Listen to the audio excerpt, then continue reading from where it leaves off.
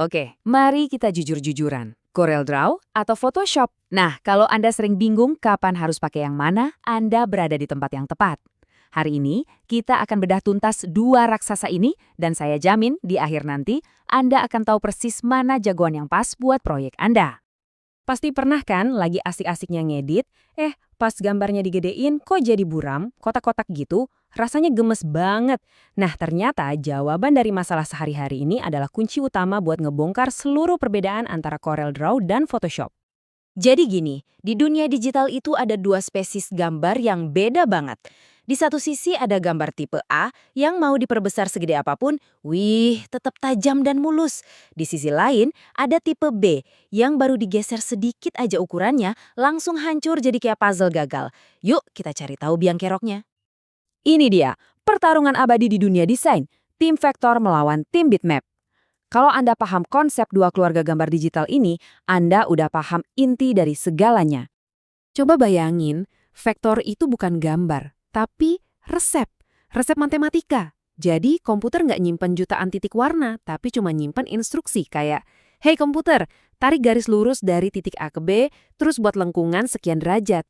Makanya mau dicetak di kartu nama atau di baliho segede gaban, hasilnya ya sempurna. Komputer tinggal masak ulang resepnya. Nah, kalau bitmap ini beda cerita. Anggap aja ini mozaik digital, terbuat dari jutaan kotak kecil warna-warni yang kita sebut piksel. Jadi pas Anda perbesar gambarnya, Anda itu bukan ngegambar ulang, tapi cuma meregangkan setiap keping mozaiknya. Ya, jelas aja jadi kelihatan kotak-kotak dan pecah kan? Jadi kesimpulannya gampang banget kan? Vektor itu jagoannya buat hal-hal yang butuh presisi dan bisa diubah-ubah ukurannya tanpa batas. Makanya dia jadi rajanya logo dan segala urusan cetak. Sementara bitmap, dia juaranya buat nampilin detail super kompleks dan warna yang kaya, sempurna buat dunia fotografi dan seni digital. Oke, karena kita udah ngerti apa itu vektor, yuk kita kenalan sama jagoannya, CorelDRAW. Anggap aja CorelDRAW itu adalah arsitek digital. Tugas utamanya yaitu membangun sebuah desain dari nol. Desain yang bersih, rapih, dan yang paling penting, bisa di-stretch tanpa pecah. Mau jadi stiker kecil? Bisa. Mau jadi spanduk raksasa di jalan tol? Bisa juga. Kualitasnya tetap sama.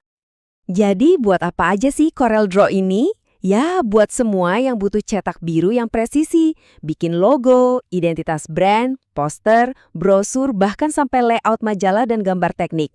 Pokoknya semua yang sering banget perlu diubah-ubah ukurannya untuk berbagai keperluan. Coba dilihat area kerjanya. Kelihatan banget kan fokusnya itu buat mencipta. Ada tool pen, shape, dan fill. Ini semua adalah peralatan tukan buat seorang desainer untuk membangun sebuah karya visual dari pondasi paling dasar. Nah, ini menarik. Kekuatan utamanya, yaitu presisi, sekaligus jadi kelemahannya. CorelDRAW itu ibarat arsitek yang super jago bikin denah gedung. Tapi dia bukan fotografer yang ahli motret interior gedung itu. Jadi, buat ngedit foto yang berbasis piksel, bukan di sini tempatnya. Oke, kita udah kenalan sama si arsitek. Sekarang kita pindah haluan dan ketemu sama sang maestro lukisan di dunia digital, yaitu Adobe Photoshop. Kalau CorelDRAW itu tentang membangun dari nol, Photoshop itu tentang memoles apa yang sudah ada.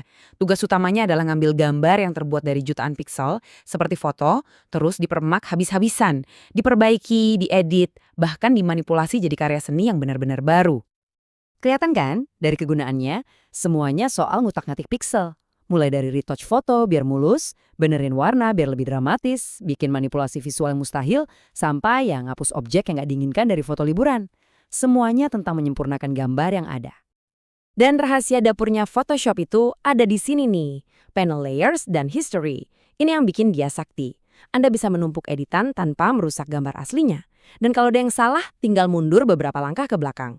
Fleksibel banget. Jadi jelas ya, buat urusan manipulasi foto dan efek visual yang wow, Photoshop emang gak ada lawan. Tapi dia terikat sama takdir piksel. Coba aja perbesar gambar hasilnya keterlaluan, pasti pecah. Makanya untuk bikin logo yang butuh fleksibilitas ukuran, dia kurang cocok. Oke, ronde terakhir. Sekarang kita adu langsung keduanya, biar Anda nggak bingung lagi mesti pilih yang mana untuk proyek berikutnya. Nah, tabel ini merangkum semuanya dengan sempurna. Tipe gambar, vektor lawan bitmap. Fungsi utama, Bikin desain lawan ngedit foto. Kalau diperbesar, Corel Draw aman, Photoshop pecah. Dan hasil terbaiknya, Corel untuk cetak, Photoshop untuk digital. Simpel kan? Jadi, kalau masih bingung, cukup tanya diri Anda dua hal ini. Pertama, tugas saya apa?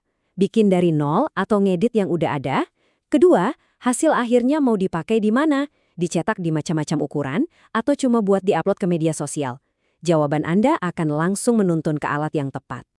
Dan inilah poin paling penting dari semuanya. Ini bukan soal mana yang lebih keren atau lebih hebat. Nggak ada.